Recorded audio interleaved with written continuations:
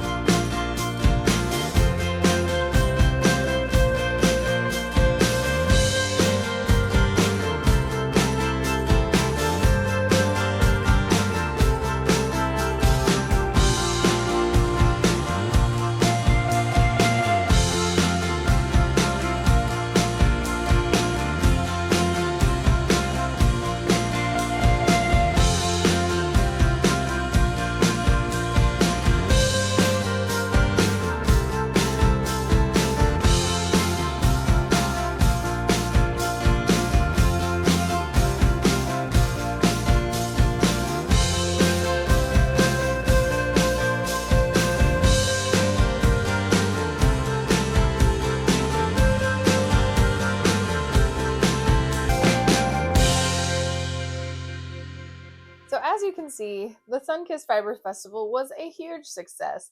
I had so much fun going. I went on Saturday, the 24th of January, which was the first day of the festival, and I really had no idea what to expect.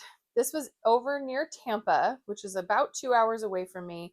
It was at the Hillsborough County Fairgrounds, and some of it was outdoors, but some of it was indoors. So it was a nice kind of combination. The weather wasn't too hot. It did get warm, too warm for me to be able to wear any knitted items, which was a true tragedy in my opinion.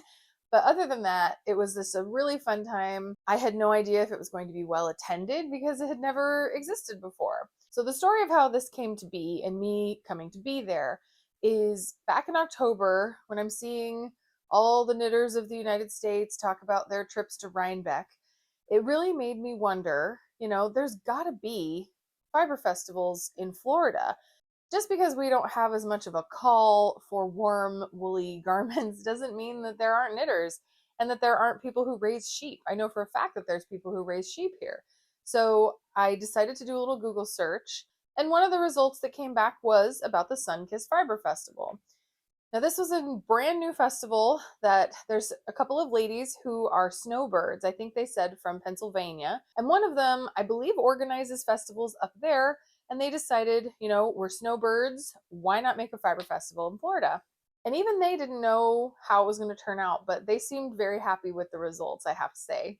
They did a lot of marketing before this happened. And so I was constantly seeing them on Instagram. I was receiving emails because I had signed up for the emails on their website. And so I think that they did a really great job of marketing this festival. And that's absolutely what you can blame the success on, because they kept themselves in the forefront of my mind. Like, I was constantly being reminded, like, ooh, this dyer is going to be there. This is going to be there. This is going to be an exclusive colorway. Like, I had all of that in my brain when I went there. So they did a little bit of a promotion that if you were one of the first 100 people to arrive and to check in at the festival, that you would get a bag. And I happily was one of the first 100 people. So my husband and I each got one of these cute bags, which, it's a simple reusable bag, but it does say the Sunkissed Fiber Festival. So I was thrilled right at the get-go.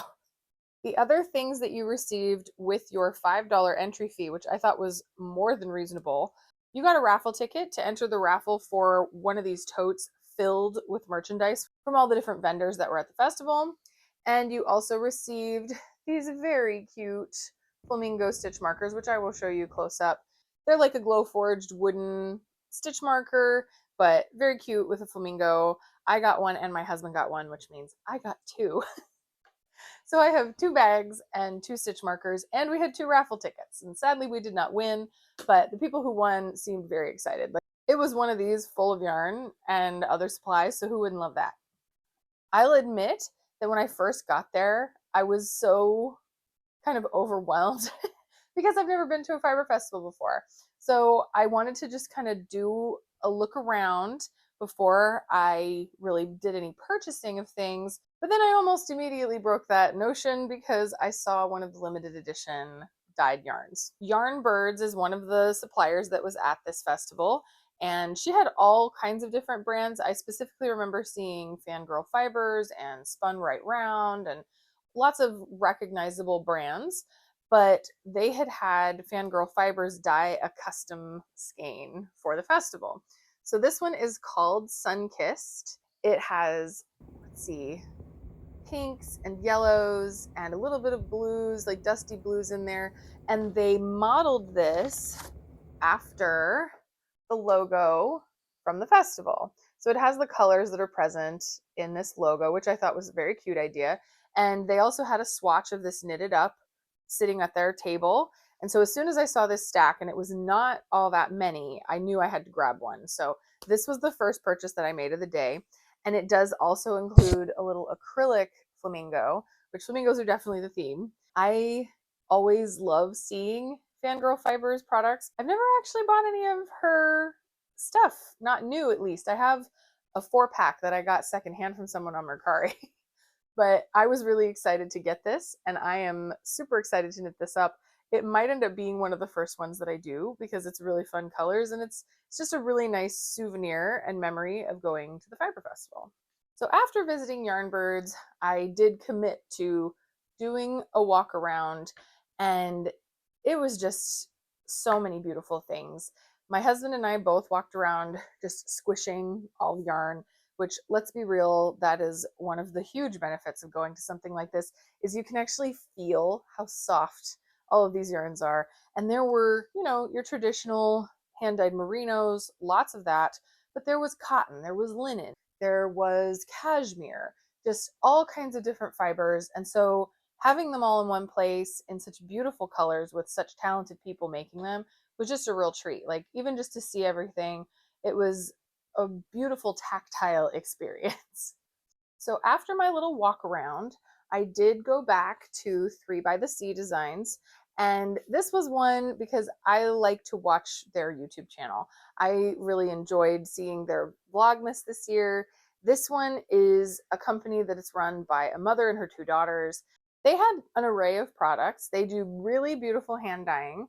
I had seen her mention this in Vlogmas that she was dyeing this for the festival. So this is apparently one of the first colors that they came up with in dyeing. This is called She Sells Seashells. Let's all say that 3 times fast. But it's just a really pretty sock set. I love the pops of this like rusty color with the teal and the blue. It really does remind me of seashells and the ocean. And I think that this coordinating skein, it's going to look really cute. So this is the one out of all their skeins that I decided I really needed to grab, and I'm very glad that I did. But they also have really cute needle stoppers, and I'm generally not one to buy a lot of needle stoppers and things like that because I have a lot of knitting bags and I use DPNs a lot, so I don't always use them when I have them. But when I saw these adorable ones of the orange bird, it just had to happen. He's so cute. I love the orange bird.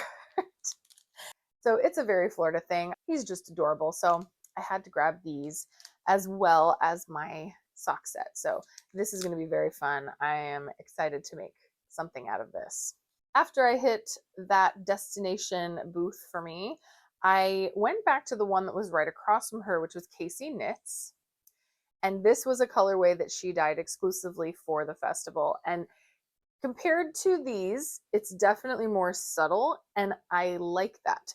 I liked that her yarns weren't so technicolor because so many things at the festival were. And so this just felt very elegant and wearable. It's called Opal, and this is in her sock base. It's a merino nylon blend, just a nice soft sock yarn. But I haven't decided what I want to make with this, but I think that I could do something more, you know, upwardly wearable, like a scarf or a shawl, something like that. I can't decide quite yet, but I just knew she also had several items that she had knitted and crocheted and examples of what this looks like knitted up. And it was really beautiful. So I definitely had to support her and grab one of these skeins. So all of those were kind of together. And after I hit those, I sort of went in that same half of the indoor section and I hit a few places. I did buy a couple of cutesy items from Fairway Fibers. They had designed this sticker, which I thought was super cute. I haven't decided what I'm going to put this on yet, but it's, it's Florida, it's knitting, it has sunshine. It's just very cute representation of this wonderful state in which I live. And then they also had these wooden needle holders, and they're just really well crafted. Like, it's very well rounded. All the joints are super smooth, and it came with 3 gold tipped darning needles. So it was just much fancier. I do love my chibi, like my plastic clover chibi. It is a great, great item, but this was just a little elevated in comparison to the multicolored plastic. So I'm really glad to have something that just feels a little luxurious to keep my needles in.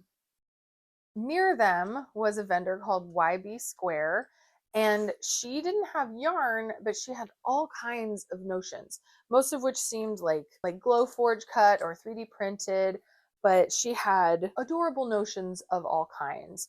And one that really stuck out to me that I was like, okay, I think I need to get that, was this sock blocker keychain. And she had lots of different colors of the acrylic. They did have like a protective paper on the outside so that you wouldn't scuff it. But it looks like my sock blockers. And then with purchase of this, you got a little skein of yarn, and she had a QR code to scan the pattern to knit a tiny sock to go on your sock blocker keychain.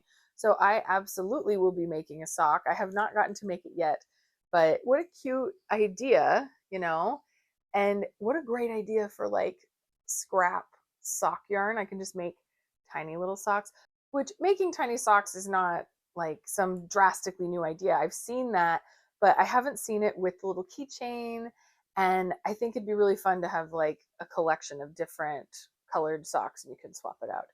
Or I could do one of those garlands with the mini socks on it. So maybe that will happen eventually. But in the meantime, I did get that. And she also had very cute earrings. So I am not generally one to buy costume jewelry. That sounds really bougie of me. I don't mean it like that. As a person who deals in jewelry for work, you get a certain style of things that you wear and you can appreciate other things, but it's not something you would necessarily wear yourself. If that makes sense. But when I saw these tiny skein of yarn earrings, I absolutely had to get them. They were very affordable. All of her things in her shop were very affordable. And so I just had to pick these. This was just such a cute idea. And I plan on wearing these absolutely. Very clever, very cute idea. Just all around very nice. And then while I was in the booth, I was talking to the owner. She had these 3D printed distaffs for hand spinning that had a chicken on the end, which was also very tempting. As we all know, I am quite the crazy chicken lady. But I had mentioned how I already have a drop spindle, I have distaffs, I even have 2 spinning wheels, but I have yet to actually spin anything. And she was just so sad that I hadn't done that. And so she gave me this ball of wool to practice on. And she just grabbed it and said, "You can just have it." She gives them with purchases of her distaffs. And even though I didn't buy one, she gave me this nice little practice ball of wool. So I thought that was extremely kind of her. And I'm very excited to finally give spinning a try. I will be doing that this year. So if you're interested in seeing how that goes, then subscribe and you will get to see the whole thing, hopefully relatively soon. I have definitely decided that this is the year I'm going to actually spin some yarn. After grabbing those things, my husband and I both agreed that after going around the entire festival and squishing all the yarn, that the best squish was this particular blend of yarn, and we had to go back and get a skein. So this beautiful yarn, which it's beautiful in its own right. I mean, the colors are so saturated and just shiny. It has a beautiful luster to this yarn. But if I could just let you feel it, I cannot even fully describe how soft this is. This is from Gypsy Mountain Farm, and I believe she said she came from Virginia. But this is made from Mongolian Bactrian camel, which is a 2-humped camel, and silk. It's a 50% Bactrian camel and 50% silk. And I mean, this has made me want to have a camel. It is just the softest yarn, and it was very hard to pick a color. She had a whole pile of camel silk yarn, and they were all so saturated and shiny and lovely. Like, oh my gosh, just the squish. I can't even describe it. It is softer than cashmere, if that gives you any kind of idea. I have felt cashmere, I have felt kiviot, I have felt a lot of different types of yarn, and I'm telling you, it's just beautiful. And I am excited to know that she has an Etsy store because I might have to buy more of this in the future. And I know that I won't have another Fiber Festival for a year or so. Just absolutely beautiful. This was kind of the item that I bought because, oh my gosh, it just feels so luxurious. I am very excited to make this into probably a shawlet of some kind, like something around the neck face area, because it's beautiful color. It's colors I love to wear all the time. And I'm telling you, it's just so soft. It's a luxury item for sure. So I was extremely thrilled to get this one. And then while I was buying that one, I couldn't stop looking at this one. This was also from Gypsy Mountain Farm. And this one is a merino yak nylon blend, which again, super soft. Like it's not as soft as the camel, but then most things are not. It is still extremely soft and squishy, but mostly I just kept coming back to this color because it's this beautiful mustard color and it has just this almost like a glow of orange on the outside. It's kind of hard to describe, but if you look close at it, it's not orange all the way through. It's like the edges of the twisted fiber has this light touch of orange, and it's a stunning color. Like, I really, really love the color of this. I love the feel of it. Again, it feels like a luxury fiber and just beautiful. Everything that she had in her booth was absolutely amazing. I totally will buy from her in the future because everything was fantastic. After that, I went to a booth that did mostly printing of things because I had seen Doolittle Yarnery's shirts and bags, and they were just really adorable. So I really should have worn this for this episode. I didn't think of it. I'm a bad YouTuber, but they had this cut of sheep shirt that says like mittens and hats and gloves, and that says like blanket, sweater, mittens, all those kinds of things. And it's just adorable. I knew I had to have one. So I'm very excited. So I'm very excited to wear this around. I think that I had a lot of deliberation over what color because they would print on any color that you wanted. They had white, black, and gray, and then you could change this to black or white. And in the end, I decided to go with the heather gray with the black on it. And I am very excited to wear my knitting craziness with pride because I don't have any knitting t-shirts. As crazy as that sounds, I have sewing t-shirts. I've never gotten one related to knitting before, so I'm very excited to wear that. And their products were adorable. She had the printer and stuff there, so you could do custom designs. Just a very fun little vendor booth. I was excited to grab something from them. And again, around the corner from her was Noti yarns. And these were it was just a beautiful selection of colors. This is a 100% superwash merino, and it doesn't actually say a colorway. But as I described to my husband, and he thought I was saying in a negative way, but I wasn't. I said that this is just the perfect putrid green, and I love this kind of color. I have a sweater. I made the Belladonna sweater out of this type of color before, and it's surprising how much I reach for it and wear it. It's just a fun, different kind of tone. It's very chartreuse, but it has a yellowy brown tint to it as well. And you know what it reminds me of is in watercolor painting, there's a color called brown pink, and this looks really close to that. So it was just calling my name, and I had to grab this one as well. We realized after all of those purchases, my husband made me realize that I had not gone to one of the cutest booths, the first one that I saw when I was standing in the line, and that was Parcel. So she had the most adorable camper that was set up as her booth. Like, it was very retro. I loved the whole vibe of it. And she was the one that when you were waiting in the line, you could see everything. Like, she was kind of behind the other tables, and beautiful, beautiful stuff. But in the end, I went with what is kind of my most neutral choice of this whole experience, except that it has this really beautiful iridescent stellina kind of thing going through it. And that's why I got it, because it's not regular stellina. Like, I'm not generally one to go for sparkly stuff because I just don't wear sparkly things. I leave that to jewelry and things. But this one was just so different. I hope that that's coming through in the video. It's this beautiful iridescent thread that goes through it. And this colorway is called Barefoot. It's her Aura sock, which is a 75% merino, 15% nylon, and 10% mermaid stellina sparkle. And just lovely. And it's such a nice neutral. It's kind of a bone color, like a slight off-white, but it has a little bit of a gray to it. And it matches like everything I bought. I was holding it up to this, like that's a really pretty combination. this one's pretty, and actually these together looked really good.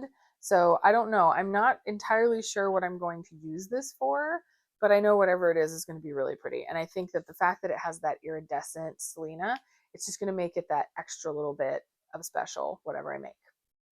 My husband and I did go back to the car to get some water, took a little bit of a break, sat down for a while, and I decided I really wanted to go back in. it's it's kind of a funny sensation to go to something like a yarn festival because I was just there with my husband. I didn't have any friends with me, yet I could walk up to random strangers and sort of insert myself into their conversation. And people didn't treat me like I was weird. Nice little comments about like what they were looking at, how pretty it was, or asking what they were going to make out of it. Like just being surrounded by other people who are just as obsessed with yarn and fiber crafts as you are, it's a really cool experience. And I would go to a fiber festival again, even just for that, even if I wasn't buying anything, which let's be real, if I'm at a fiber festival, I will probably be buying something. But even if I wasn't going for something specific, I would go just for the camaraderie, to be around other people who feel like I do about these things. Because at the end of the day, I don't know if you have noticed, but I'm kind of a solitary crafter. I have so many other things going on in life, with work and kids and other obligations. I can't go to knit nights. I don't have a local yarn store near me. So it's just kind of something that I do on my own, which is fine. I mean, I carry it around with me and I enjoy my time, but there is something extra about going and being around a bunch of other people who enjoy this craft just as much as I do. So after our little rest, we did go back inside and I came away with one more skein of yarn. And this one is from Queen City Yarns. This is their Lotta Classic. It is 100% non-superwash merino / rambouillet. And I like that they specified that it's rambouillet because I have a lot of merino, but I don't think I've ever had any say, yes, this is from rambouillet. And so that's just a nice little extra touch to know what breed of sheep it came from. And it's super duper soft, very, very smooth feeling. I love the feel of it as well. So this one is called Do Fries Go With That Shake? And it just kept calling to me this color combination with the pinks and the purples. It's going to have nice subtle striping going on. It's also got speckles in there. Like everything going on here is just really pretty. And I had looked at it earlier in the day and I decided, you know what? I'm just going to go ahead and get it. So I'm not sure again what this is going to be, but whatever it is going to be really fun and very pretty. So after all of my shopping exploration, I did kind of just meander around and I had a couple conversations with some other crafters. I had a really nice time chatting with Stacy from SACK. It's SACK. And this is the charity that the festival partnered with. She runs a nonprofit that they have people volunteer to make soap sacks. You can knit them, you can crochet them, and they give them to food pantries, homeless shelters, relief efforts, LGBTQ plus organizations, mission trips, social service agencies, and veterans clinics. And so they had announced this on the website. They had been talking about SACK the whole time leading up to the festival, and they even gave you a link to their website so that you could get the pattern and you could bring some to the festival to donate with you. She also had yarn and crochet hooks and a table with candy on it to entice you over, where you could spend your time making some of these while you were there at the festival. And it was just such a nice touch. We're all there.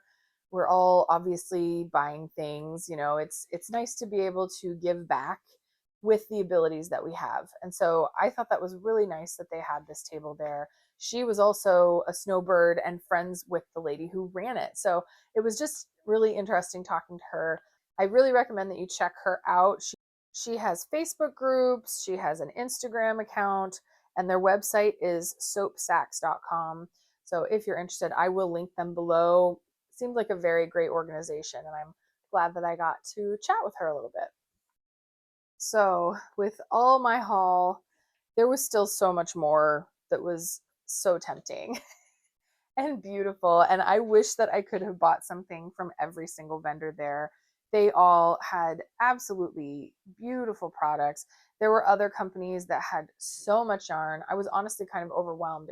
It was like going into a yarn store and not knowing what you were there for. And since I didn't go with any specific projects in mind, I wasn't as concerned with like getting multiple skeins of different things for sweaters and whatnot, even though that was kind of in the back of my mind. If I came across something that I was like, ooh, that definitely needs to be a sweater, I would have got more of it, you know? But I was just there to absorb the atmosphere, have fun, and again, because I don't have a local yarn store, it was so cool. It was just like one huge yarn store with all incredible hand dyed skeins. Like, just what a treat. What an absolute treat to go and to be amongst so much fantastic talent and beautiful products.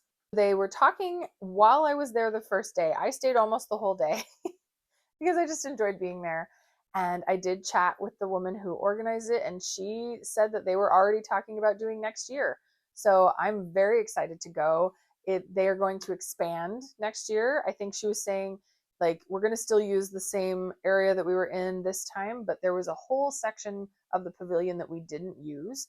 And so she was talking about having more vendors and expanding outward into that other section. So I will definitely stay on their mailing list so that I can be notified when they're going to have next year's, so that I can be ready and make sure that I go, because it was such a good time.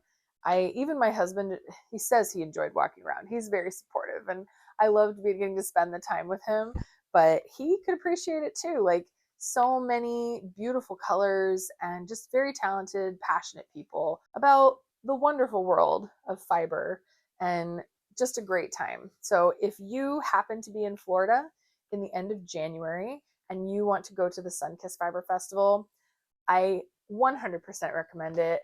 I can't compare it to other fiber festivals, I will say, because this is the only one I've ever gone to, but I enjoyed it so much. I will absolutely be going again next year. And to all of those other vendors that I did not end up purchasing from, I wish that I could have bought something from everyone. It was such a beautiful selection of products. Like, I would have filled my car, but then I wouldn't have had anywhere to put it. So that is all that I have for you today. If you like this, please do give me a thumbs up and subscribe if you want to stick around and see more knitting, sewing, crocheting, all the things related content. I am always making things, always sharing with you about it. So if you are curious to see what any of these are turned into, then I'd love to have you stick around. Until next time, I hope that you get a chance to go to something as fun as a fiber festival. If you have gone, or if you aspire to go to other fiber festivals, let me know down in the comments.